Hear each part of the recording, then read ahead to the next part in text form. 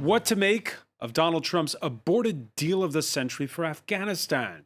The whole region's scrambling after a stunning 11th-hour cancellation of a secret summit at the U.S. president's official country retreat, Camp David.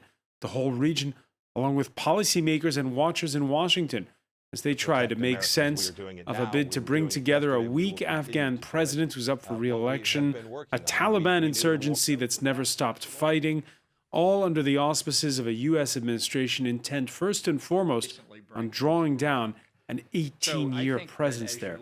Who to fill the void and prevent a final drawdown of U.S. troops from resulting in more bloodshed, a possible even partition of the country, or a return to Taliban rule. Today in the France 24 debate, we're looking at Trump's aborted peace plan. Joining us from Kabul, journalist Bilal Sarwari. Many thanks for being with us. Good to be with you. From Tampa, Florida, Jonathan Schroden. He's the research program director for security consultants CNA. Welcome to the show. Thank you for having me. From London, Canadian journalist Graham Smith is consultant for International Crisis Group. He's the author of The Dogs Are Eating Them Now, Our War in Afghanistan. Thanks for being with us. Thank you. And Leela Jacinto, senior editor at France24.com. The France 24 debate on Facebook and Twitter, hashtag F24debate. Yeah, NATO has reacted now. Caught out perhaps, but nonetheless insisting its mission in Afghanistan remains unchanged after a weekend of high drama. Catherine Bennett has more. The Taliban has said that more Americans will die as a result of US President Donald Trump's abrupt decision to cancel peace talks with Taliban and Afghan leaders. Trump announced the meeting on Twitter and then cancelled it just as quickly. Unbeknownst to almost everyone, the major Taliban leaders and, separately, the president of Afghanistan were going to secretly meet with me at Camp David on Sunday. Unfortunately, in order to build false leverage, they admitted to an attack in Kabul that killed one of our great soldiers and 11 other people. I immediately cancelled the meeting and called off peace negotiations. Trump's sudden volte-face came just as negotiators were on the brink of a deal. The attack that prompted Trump's change of heart took place on September the 5th, when a car bomb near the US embassy in Kabul killed 10 civilians and a Romanian service member, in addition to the US soldier. The US has recalled its special envoy for Afghanistan, Zalmay Khalilzad. In an interview with NBC, US Secretary of State Mike Pompeo said that for now, talks were dead. But he hoped that they could be revived once the Taliban offered a significant commitment. We're not going to withdraw our forces without making sure we achieve President Trump's twin objectives.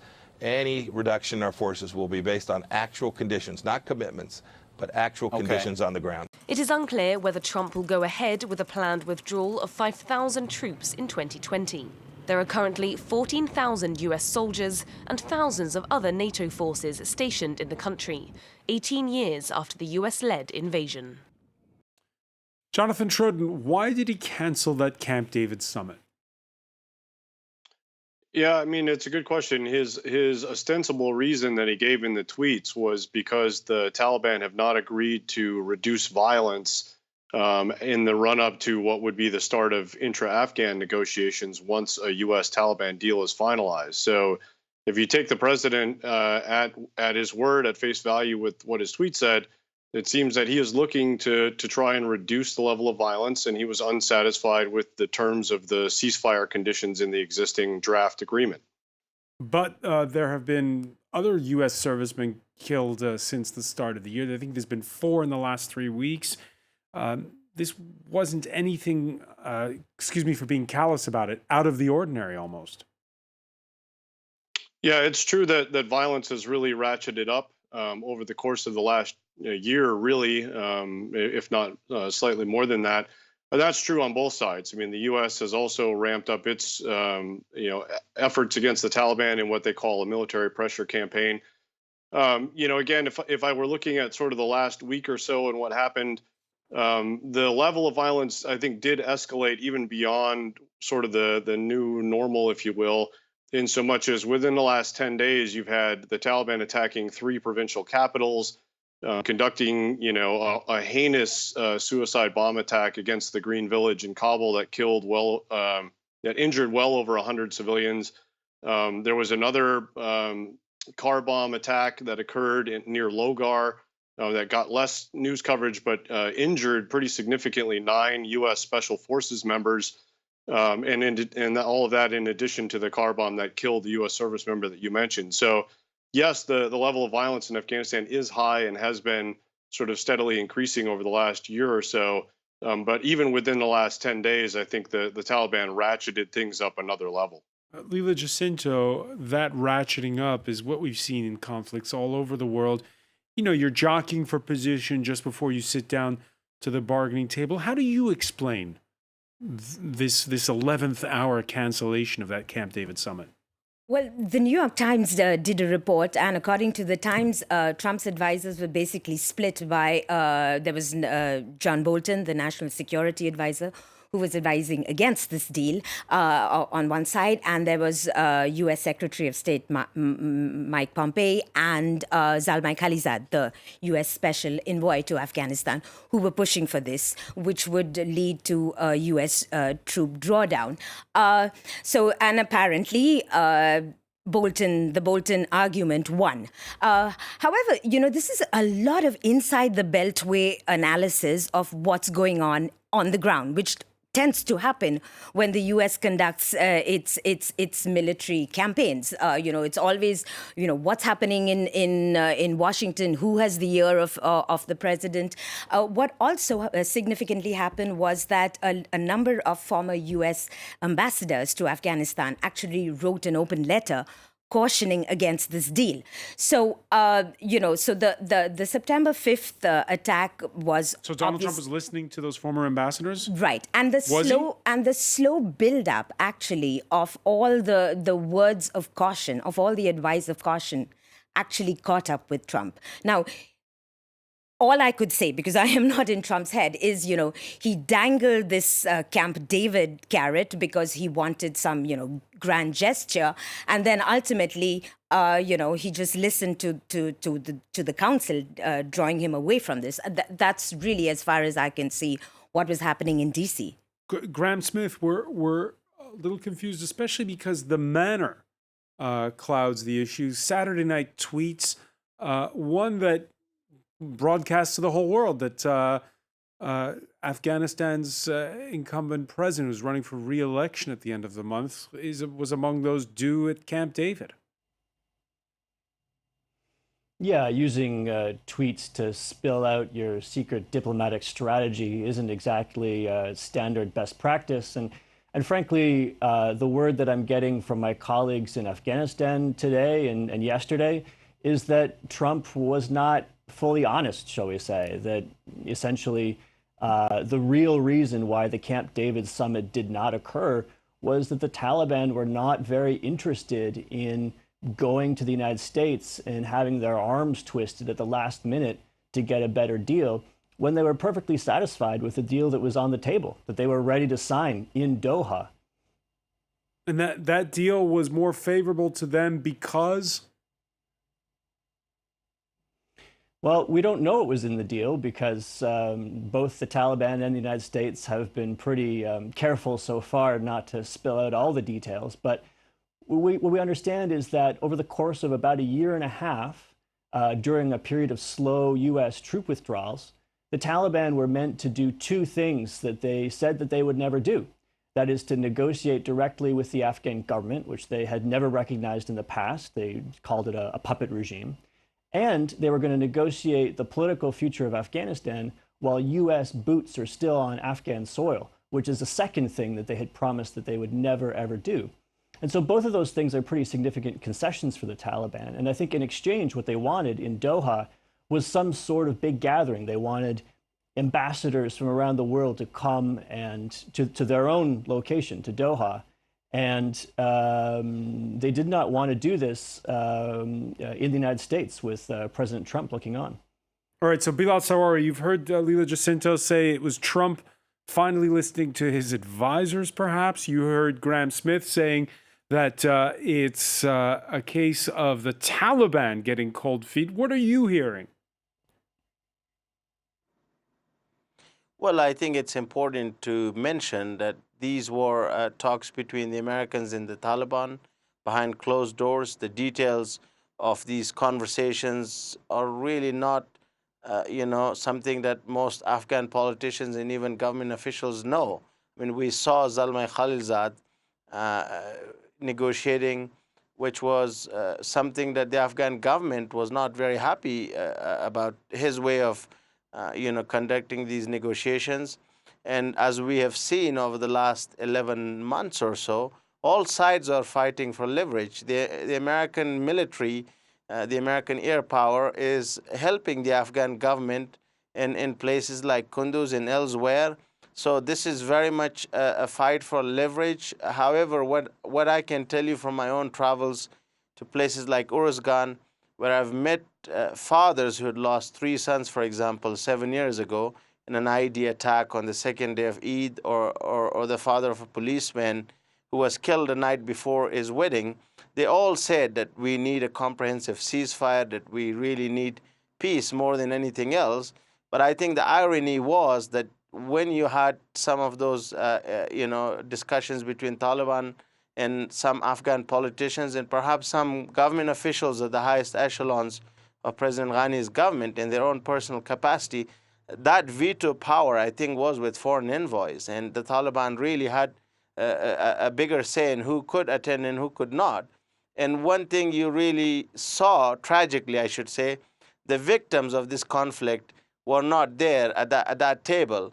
So I think the country here really lacks, consensus among Afghan government and officials, but there's also lack of a national peace strategy. And I think until that does not happen, you will continue to see a road full of challenges. But no doubt, the country needs respite from violence. I think there's no military solution to this conflict. The people of Afghanistan cannot take this conflict, not a single day. And what about Ashraf Ghani, the president who, as you just pointed out, left out of the negotiations? And then it's Donald Trump announcing that he was going to show up at Camp David. Well, I think what people need to really understand that we, as a country and as people, I think do come from a very painful past that was not long ago. When the West abandoned Afghanistan, the Soviets left and there was a civil war.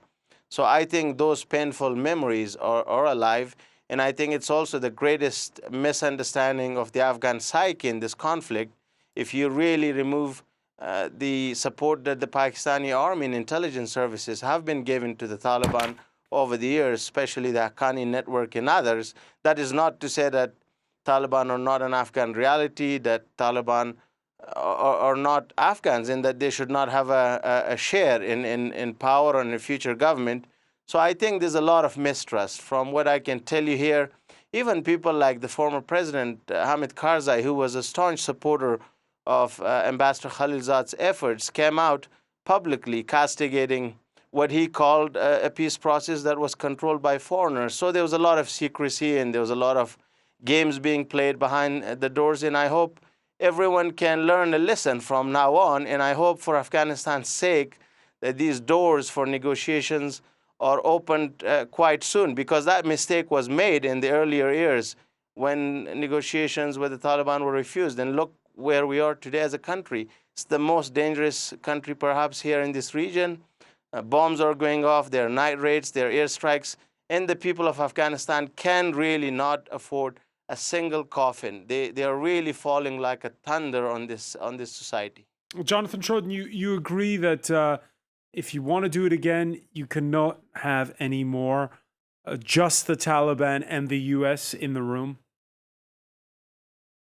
Well, I think the structure of the talks has always been to get the U.S. and the Taliban to agree to a certain set of conditions that would then lead to the Taliban agreeing to sit down formally with the Afghan government. I don't think the structure of the talks will change based on what happened over the last weekend. I think the Taliban will insist on still having that agreement be reached with the U.S. before they will sit down with the Afghan government. But how much does that undermine the Afghan government? Well, I think, it sort of cuts two ways, right? I mean, if the summit had actually taken place, I would argue that would have undermined the Afghan government position quite a bit by elevating the Taliban, which is a non-state group of only about 50 to 70,000 members, to the level of the most powerful man in the country, and putting them on par at Camp David with the duly elected government of Afghanistan. So I think that would have been quite detrimental to Ashraf Ghani's negotiating position had it actually taken place. Now that it didn't, that they canceled it, I think Ghani actually comes out of this looking fairly well, at least in so much as he was willing to, at more or less a moment's notice, get on a plane and travel to the United States with very few details and a very loosely described structure of what was going to happen, in order to try and bring some semblance of peace to his country. So I think you really have to give him a lot of credit for being willing to engage in what was clearly a very nebulous and ill-formed, summit idea to sit down with the Taliban and Donald Trump personally.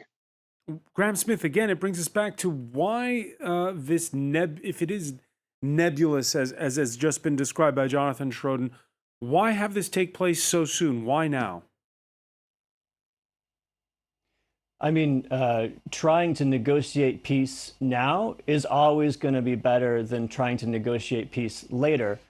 For the primary reason that my friend Bilal in Kabul just told you, that the people of Afghanistan are suffering. The war in Afghanistan has more battle deaths than any other conflict on the planet Earth right now. It's significantly bloodier than the wars in Syria, Yemen, Iraq. This cannot go on. But also, if you are the United States and the Afghan government, it's probably a good idea to negotiate sooner rather than later, because the Afghan government is losing territory every single day. And so the kind of deal that we could have cut 10 years ago would have been significantly better than the kind of deal we could have cut today. And if there is some sort of significant delay now in the diplomatic process, say this pushes us back by several months or even a year, then the sort of situation in which the diplomats will be negotiating could be substantially worse. And that is not great for the Afghan government's bargaining position. All right, we're going to pick up on that point when we come back. Stay with us. You're watching the France 24 debate.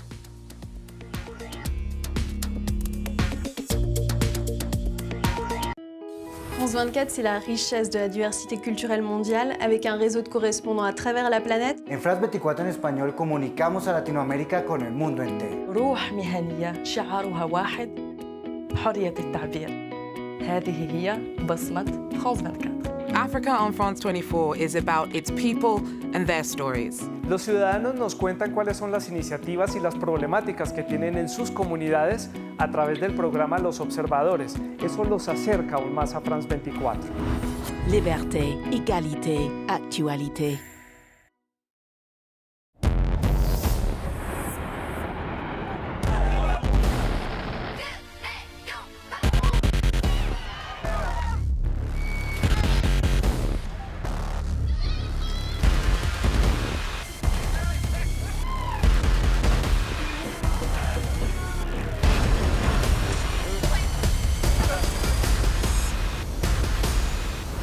Liberté, égalité, actualité. Welcome back. Before we resume the France 24 debate, some of the stories we're following for you in the newsroom. One last long shot attempt by Boris Johnson to get the House of Commons to approve an early general election before he suspends Parliament immediately thereafter. Speaker John Bercow opens the day by announcing he'll be stepping down. Nearly all flights grounded in the first pilot strike in the history of British Airways. They've walked off the job for 48 hours over pay. Yuka Huai will have all the day's business. Too soon to lift sanctions, but France's foreign and defense ministers in Moscow call for a warming of ties as they hail a weekend prisoner swap between Russia and Ukraine. Future revelations won't come from me, says Eric Snowden from his exile in Moscow. The NSA whistleblower sits down with France 24, explains why the danger now comes from the private sector, most notably Google and Facebook. That interview on our website, france24.com.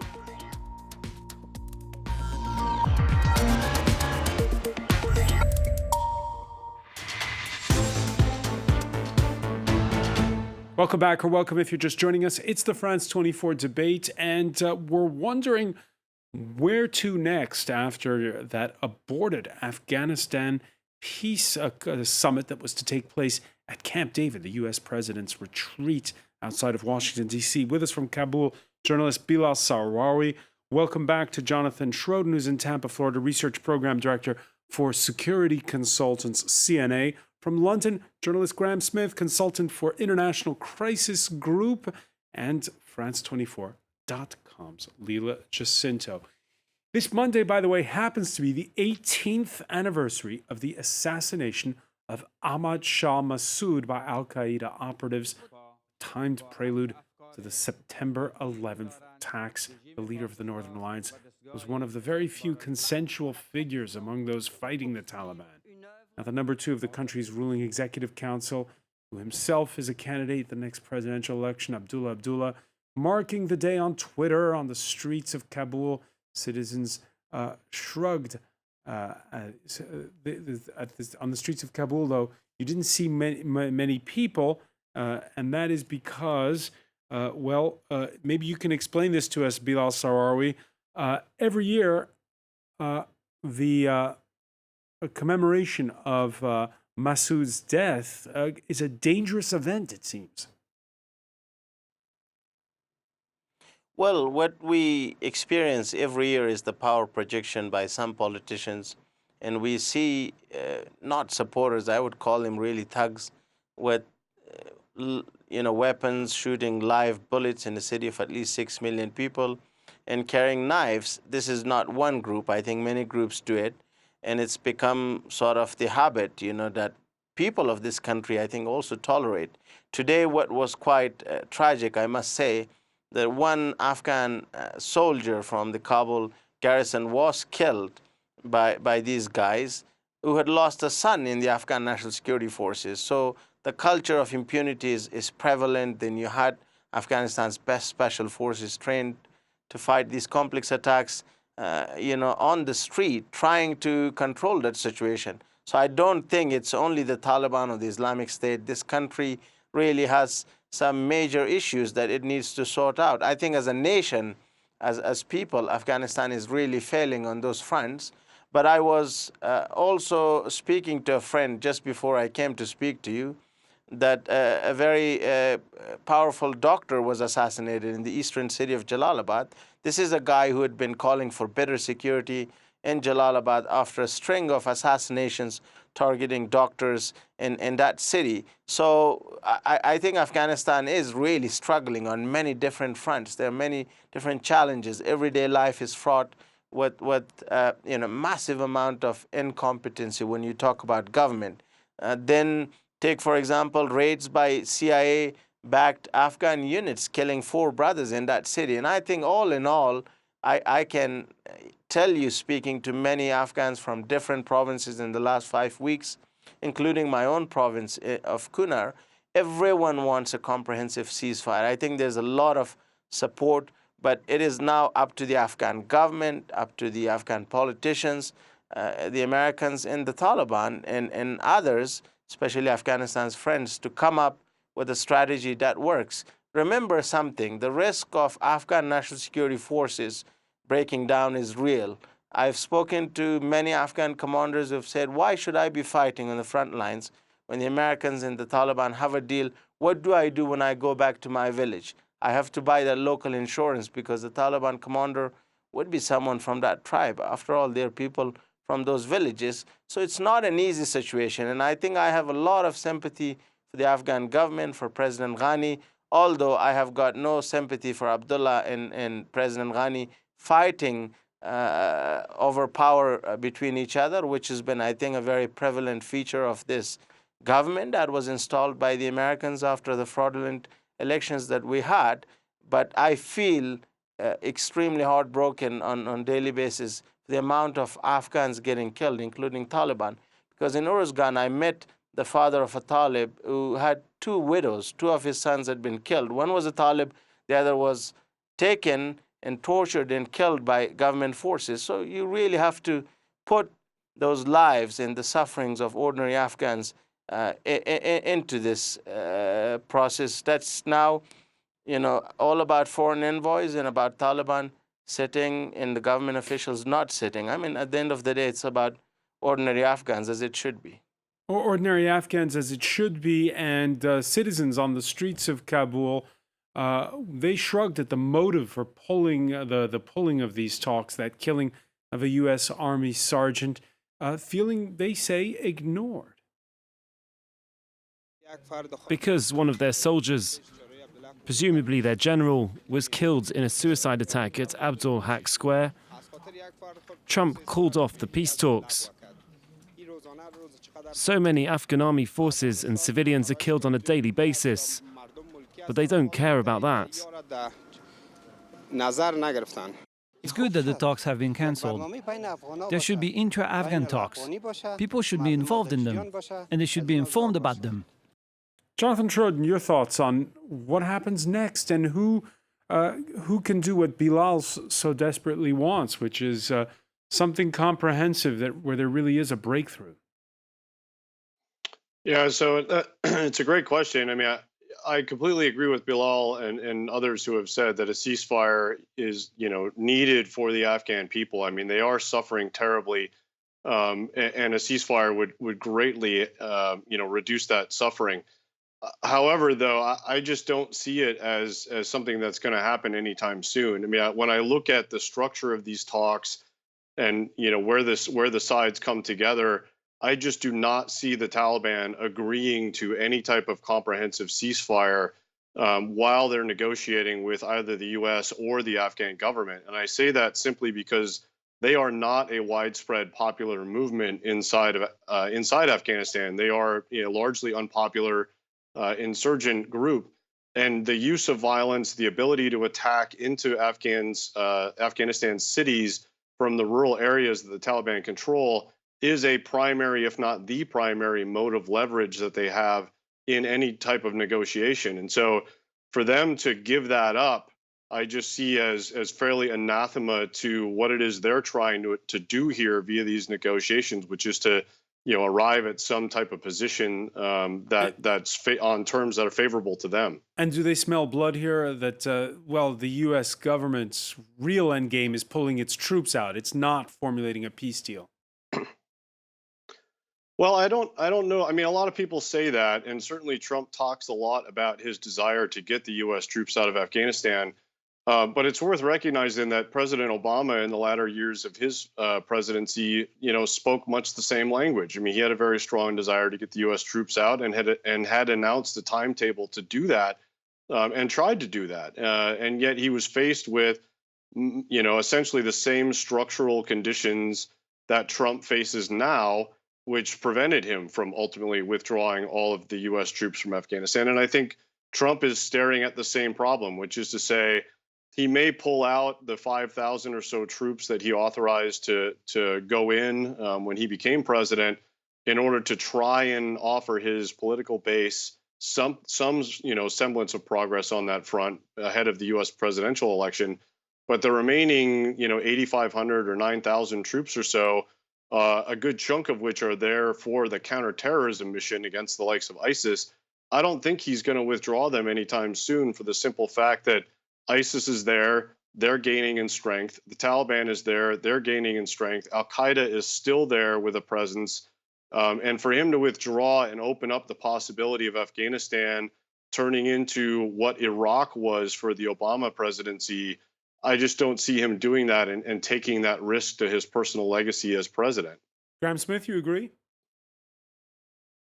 Not with all of it, I'll be honest, although I hugely respect our fellow guests. I'm not convinced that Al-Qaeda is a significant force on the battlefield in Afghanistan. Our friend Bilal in Kabul is originally from Kunar province, the rugged eastern mountains where Al-Qaeda is sometimes reported to be hanging out. But Bilal, I'm willing to bet that you've never seen an Arab walking the streets in Kunar since 2001. I mean, the fact is that the threat of so-called international terrorists is often significantly exaggerated in Afghanistan. Nearly all of the violence is between two sides. It's between the Taliban and the pro-government forces.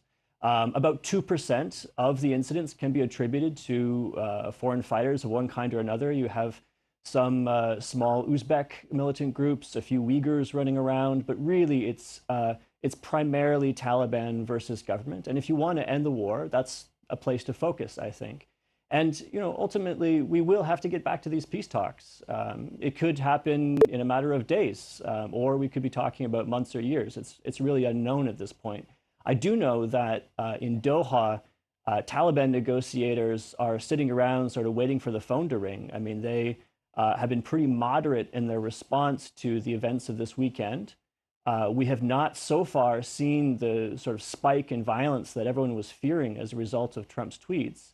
And so we're sort of waiting for the other shoe to drop. We don't know yet whether peace talks could resume with the Taliban. Leela Jacinto, I want to add another wrinkle to all this. Theoretically, there's a presidential election. I say theoretically because I'm not sure it's happening, but a presidential election in Afghanistan at the end of the month. And again, it brings us back to what we were discussing in part one, the role of Ashraf Ghani. We talked about it, out in the cold when those bilateral negotiations between the U.S. and the Taliban begin.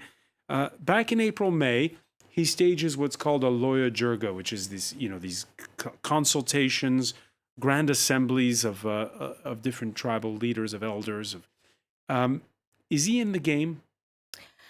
I think he does come out stronger with the latest Trump pullout. I mean, we are approaching the 18th anniversary of the 9/11 attacks. And over 18 years, if you really go to see the U.S. engagement in Afghanistan, this superpower has had a consistent problem of having faith and empowering the democratic structures and the democratically elected leaders that come out of Afghanistan. And, they come out from, violent elections or potentially flawed elections. But there is always an undermining by U.S. officials of elected Afghan governments. But you remember last time, Leela, there was that protracted post-electoral dispute between Ashraf Ghani and Abdullah. Can Afghanistan afford the same thing this time around? Well, I mean, Afghanistan has had power changes by the bullets. And so far, when Karzai gave up power, it was really the first time that, a ballot brought about a change in power. I think what the problem is that the U.S., many mistakes were made in the course of, 18 years. But the problem is within the U.S. too, there is a sense that, we throw billions of dollars at this problem and we're going to get it completely solved. Then impatience sets in, and then, whoever's in the ARG presidential palace gets sidelined. Zalmay Khalilzad, who is, has a track record, he used to be called the Viceroy of Kabul when he was the U.S. ambassador in Kabul. And there's a steady undermining of Afghan elected officials. Zalmay Khalilzad actually called for an interim, a transitional government, instead of having presidential elections, which have already been postponed twice. So the presidential elections were set for September 28th. Now, if this Camp David deal did go through, and there was some sort of grand announcement over the weekend, that would have seriously undermined Ashraf Ghani, because he would have a few weeks to go into a presidential election. And Afghans are getting increasingly worried about this deal that does not have any of their elected representatives, do not include victims. The Taliban comes out of this stronger. They have engaged with diplomats in Qatar. They have dined with, they have got this stature that, Afghans are just watching aghast at what's happening. Bilal Sarari, pick your druthers. Would you rather continue to have a head of state whose mandate has expired, although it's been rolled over a little bit by the courts, or going to the polls with all of that which that entails? I think it's a question for the Afghan people, but if you ask me as an Afghan, as a citizen, not as a journalist, I would definitely say we really need to stop the bloodshed, because what happens in 5 years' time, we'll have a generation of widows and orphans in a country that's already crippled by 4 decades of war.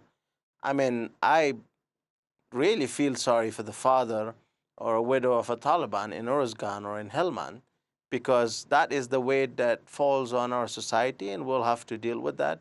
And the same goes for soldiers and civilians. I'm speaking purely from a humanitarian point of view. So I think Afghanistan needs an end to this bloodshed. The country is really bleeding. And I mean, what we don't often speak about, how can entire families vanish? How can entire families be killed by all sides? Let's take the example of the 4 brothers that were killed. They were accused of financing the Islamic State. Well, even if that was the case, these CIA-backed Afghan units went and murdered these 4 brothers, 2 of whom were working for the government. I knew all of them actually personally. So as you know, as relatives, as friends, this is quite difficult to process. I mean, people really need to realize that this tragedy is breaking hearts and it's destroying communities and societies. But again, on that, there is no consensus. You have to be quite honest that all sides are really jockeying for power, for positions. And as I told you, for me as an Afghan who have covered this conflict for almost 18 years, it was heartbreaking to not even see a single victim of all sides have a seat at that table. At the end of the day, it's about the fate of Bilal, those people, in the not context, some of us here in Kabul. In the context that you describe, should the country be going to elections at the end of the month?